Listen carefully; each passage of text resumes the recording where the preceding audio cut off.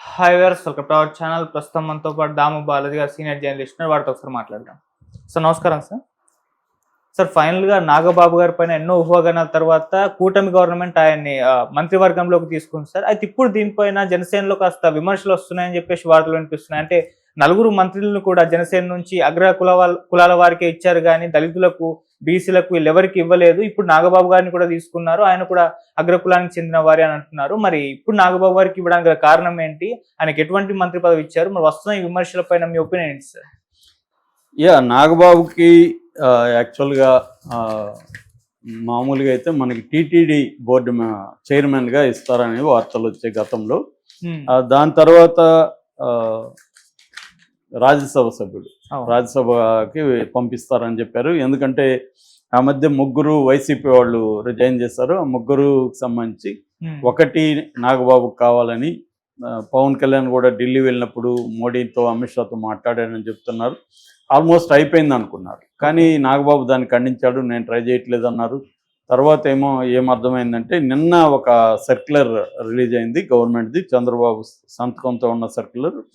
అందులో ఏముందంటే 3 రాజ్యసభ సభ్యులకు సంబంధించి బేదం మస్తానరావు, ఆయన ఆల్రెడీ వైసీపీ నుంచి రాజ్యసభకి రిజైన్ చేశాడు. ఆయన్నే మళ్ళీ తెలుగుదేశం నుంచి కోటాలో ఆయనకి ఇచ్చారు. అట్లాగే సానా సతీష్, కాకినాడకు సంబంధించిన తెలుగుదేశం నాయకుడు, ఆయనకి కూడా రాజ్యసభ సభ్యత్వం ఇచ్చారు. ఇక మూడవదేమో బీజేపీ కోటాలో ఆర్ కృష్ణయ్యకే ఇచ్చారు. ఆర్ కృష్ణయ్య యాక్చువల్గా ఆయన లక్కీ ఫెలో అని చెప్పొచ్చు. ఒకప్పుడు తెలుగుదేశానికి ఇక్కడ సీఎం క్యాండిడేట్గా అనౌన్స్ చేశారు. దాని తర్వాత వైసీపీలో జగన్నే పిలిచి మరీ ఆయనకి రాజ్యసభ సీట్ ఇచ్చాడు. ఎవరో అంటున్నారు నిన్న, అదేదో చెల్లికి ఇచ్చుంటే గొడవలే లేవు కదా, శరంలాకి ఇచ్చుంటాయి. ఈయనకి కృతజ్ఞత లేదు, ఏమి లేదు ఈ కృష్ణయ్యకి. ఆయన పిలిచి ఇతను ఇట్లాంటి బుద్ధి తక్కువ పని చేశాడు జగన్ అని ఎవరో పోస్టులు పెట్టున్నారు వైసీపీ వాళ్ళే. సరే, జగన్ అనేక బుద్ధి తక్కువ పనులు చేశాడు అనుకో, దాంట్లో ఇదొకటి. సో అలాగా కృష్ణయ్యకి ఇచ్చారు. కృష్ణయ్య ఇప్పుడు ఏంది, ఆయనకున్న బీసీ బ్యాక్ డ్రాప్ వల్ల బీజేపీ ఇక్కడ బీసీ సీఎంగా అనౌన్స్ ఆల్రెడీ చేసింది కాబట్టి బీసీల ఓట్లు తెలంగాణలో చాలా స్ట్రాంగ్గా ఉంటాయి. కాబట్టి ఒక బీసీకి చెందిన కృష్ణయ్యకి రాజ్యసభ సభ్యత్వం ఇస్తే మనకు బీసీల ఓట్లు కొంతవరకు మన వైపు ఉంటాయని బీజేపీ ప్లాన్ చేసుకుని ఆయనకి బీసీ కోటాలో రాజ్యసభ సభ్యత్వం ఇచ్చారు. ఈ నేపథ్యంలో ఇప్పుడు నాగబాబుకి ఎటు కాకుండా అయిపోయాడు. ఆల్రెడీ ఆయన అనకాపల్లి ఎంపీగా పోటీ చేస్తాడని ఫస్ట్ వార్తలు వచ్చాయి. అక్కడ బీజేపీ కోసం త్యాగం చేయాల్సి వచ్చింది. అప్పుడు నాగబాబు త్యాగం చేశాడు. సో ఇప్పుడు ఇవన్నీ దృష్టిలో పెట్టుకొని చంద్రబాబు మంత్రివర్గంలోకి నాగబాబుని తీసుకుంటున్నట్టుగా ప్రకటన అయితే వెలువడింది. అయితే ఏ శాఖ ఇస్తారనేది ఒకటి తెలియదు. అట్లాగే ఇప్పుడు ఆయన ఎమ్మెల్యే కాదు కాబట్టి ఆయనకి ఎమ్మెల్సీ ఇవ్వాలి. ఎమ్మెల్సీ ఇవ్వాలంటే ఆల్రెడీ ముగ్గురు రిజైన్ చేశారు వైసీపీ నుంచి. కానీ ఆ ముగ్గురు రాజీనామాల్ని దాని చైర్మన్, ఎమ్మెల్సీ చైర్మన్ మోషన్ రాజు ఆయన ఆమోదించట్లేదు. కాబట్టి ఆ ముగ్గురు ఏమన్నా ఆమోదిస్తే ఈయనకి ఇవ్వచ్చు, లేనప్పుడు ఈయనకి మార్చిలో మాత్రమే ఖాళీలు వస్తాయి. మార్చి వరకు వెయిట్ చేయాలి. కానీ 6 నెలల వరకు మంత్రి పదవి కూడా తీసుకునేయచ్చు. మంత్రి పదవి తీసుకున్న తర్వాత 6 నెలల లోపల ఆయన ఎమ్మెల్సీని చేస్తే సరిపోతుంది. సో గతంలో కూడా లోకేష్ ఎమ్మెల్సీగా ఉండే మంత్రిగా పనిచేశాడు. అలాగా నాగబాబును కూడా ఎమ్మెల్సీగా తీసుకొని మంత్రి పదవి ఇస్తారా, లేకపోతే ముందు మంత్రి పదవి ఇచ్చేసి ఎమ్మెల్సీ తర్వాత మార్చిలో ఖాళీ అయితే మార్చిలో, లేదా ఈ లోపల మోషన్ రాజు కానీ ఆమోదిస్తే ఈ లోపల ఎమ్మెల్సీగా ఇస్తారు.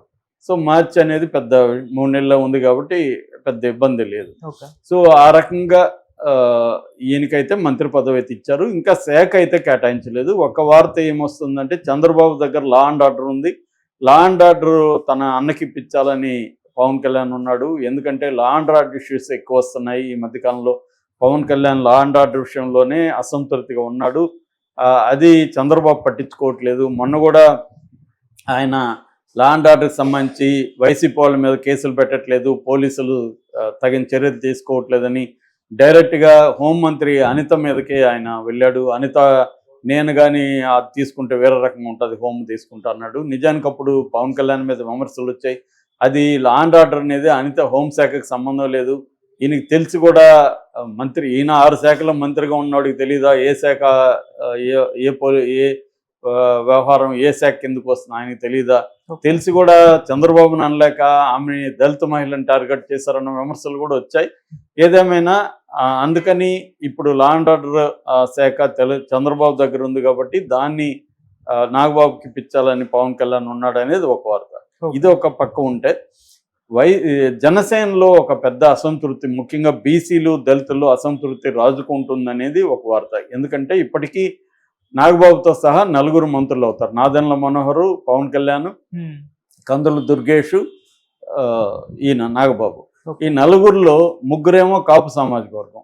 అంటే పవన్ కళ్యాణ్, నాగబాబు, కందుల దుర్గేష్ 3 కాపు సామాజిక వర్గం, నాదెండ్ల మనోహరం ఉండి కమ్మ సామాజిక వర్గం. సో 4 కోటా ఇస్తే అందులో ఒక బీసీకి కూడా ఇవ్వకుండా, లేదా ఒక దళితుకి ఇవ్వకుండా 4 అప్పర్ కాస్ట్ వాళ్ళని అగ్రకులస్తులకే ఇప్పించాడు పవన్ కళ్యాణ్ అనేది ఒక విమర్శ. రెండోది, గతంలో పవన్ కళ్యాణ్ ఫ్యామిలీస్ మీద చాలా అందరూ వాళ్ళే అనుభవిస్తారు పదవులని మాట్లాడేవాడు. ఇప్పుడు ఆయన మంత్రి, వాళ్ళ అన్న మంత్రి, ఇది ఎలా చూడాలి అనేది కూడా అంటున్నారు.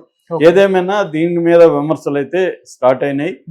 ఇదేదో తిరుగుబాటు అయిపోతుంది పవన్ కళ్యాణ్ మీద అనేది అయితే అది ఎవరు కూడా నమ్మే పరిస్థితి లేదు. పవన్ కళ్యాణ్ పార్టీ అంటేనే పవన్ కళ్యాణ్ లేకుండా జనసేన లేదు, ఆ కైండ్ ఆఫ్ ఉంది. అయితే నాగబాబు అర్హుడా కాదా అంటే ఖచ్చితంగా నాగబాబు అన్నలాగే కాకుండా ఆయన జనసేనకి పనిచేశాడు. జనసేన అంతకుముందు ప్రజారాజ్యంలో ఉన్నాడు. యాక్చువల్గా పవన్ కళ్యాణ్ సేఫ్టీ కోసం పవన్ కళ్యాణ్కి అండగా ఉండమని మన చిరంజీవి నాగబాబుని పంపించాడు అనేది చెప్తారు. ఎందుకంటే పవన్ కళ్యాణ్ ఎమోషనల్గా అయ్యి ఆయన ఎప్పుడు ఏం మాట్లాడి, నువ్వు ఉంటే కొద్దిగా బ్యాలెన్స్ చేస్తావు, నువ్వు దగ్గరుండి తమ్ముడిని చూసుకో అనేది చిరంజీవి పెట్టాడని. దాంతో ఈయనకు కూడా తమ్ముడు అంటే చాలా ఇష్టం, గౌరవం, అతని నాలెడ్జ్ పట్ల అనేక సార్లు ఎక్స్ప్రెస్ కూడా చేశాడు.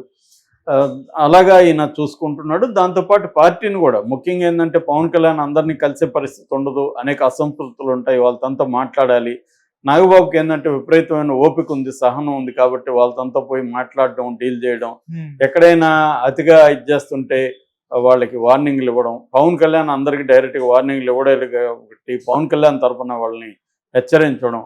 సో నేను కూడా నాయకుడు మాట జవదాటను, మీరు కూడా జవదాటద్దండి అని చెప్పి ఒక లైజనింగ్ పర్సన్ అని ఈయన బాగా పనిచేశాడు. అట్లాగే పవన్ కళ్యాణ్ గెలుపుకు కూడా పిఠాపురంలో వెళ్ళి గ్రౌండ్ వర్క్ అంతా కూడా ఈయన చేశాడు. ఎందుకంటే వైసీపీ చాలా స్ట్రాంగ్గా దాదాపు 4-5 అక్కడ దించింది పెద్దవాళ్ళని.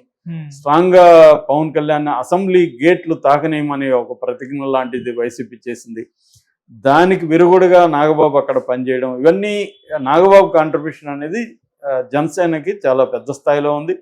నాగబాబు మంత్రి పదవికి కంప్లీట్గా అర్హుడు, దాంట్లో ఏమి తేడా లేదు.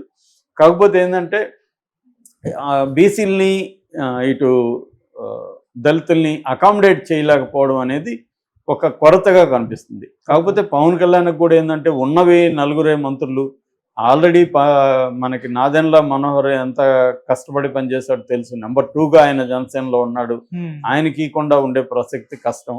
ఇక కందుల దుర్గేష్ కూడా చాలా ఇంపార్టెంట్ జనసేన నాయకుడు. సో ఇలా ఉన్నప్పుడు వీళ్ళని కాదని ఒక బీసీకో ఎస్సీకి ఇవ్వడం ఆయనకి ఇబ్బంది అయిండొచ్చు. కానీ విమర్శలు అయితే వస్తాయి కదా, ఎందుకంటే నీకు 4 మంత్రులు ఉంటే 4 అప్పర్ కాస్ట్కి ఇచ్చావు కదా, నువ్వు మరి ఎలా మాట్లాడతావు, బీసీల కోసం దళితుల కోసం కొట్లాడతాను ఎలా మాట్లాడతావు, నువ్వు అధికారంలో ఉన్నప్పుడు కదా ఇవ్వాలి, లేనప్పుడు ఎవరైనా మాట్లాడతారు అన్న విమర్శ కూడా పవన్ కళ్యాణ్ మీద అయితే వచ్చింది. దీనికి పవన్ కళ్యాణ్ కూడా మిగతా పోస్టులు, నామినేటెడ్ పోస్టులు మిగతా ఉంటాయి కాబట్టి దాంట్లో బీసీలని ఎస్సీలని ఆయన అకామిడేట్ చేసే అవకాశం కూడా ఉంది. ఏదేమైనా దీంట్లో కొరతగా అది మిగిలిపోయినట్టుగా చెప్పచ్చు. సో ఈయనకి ఇవ్వడం పట్ల ఎవరికేం వ్యతిరేకత లేదు. నాగబాబు అన్ని విధాల అర్హుడే అనేది అందరి అభిప్రాయం కూడా. కాకపోతే దళితులకి బీసీలకి ఇప్పించలేకపోయారు కదా మంత్రివర్గ స్థానంలో, జనసేన నుంచి ఉంటే బాగుండేది అన్న అభిప్రాయం అయితే చాలా మందిలో ఉంది. సో ఏం జరుగుతుందని చూడాలి. Okay sir, thank you so much sir.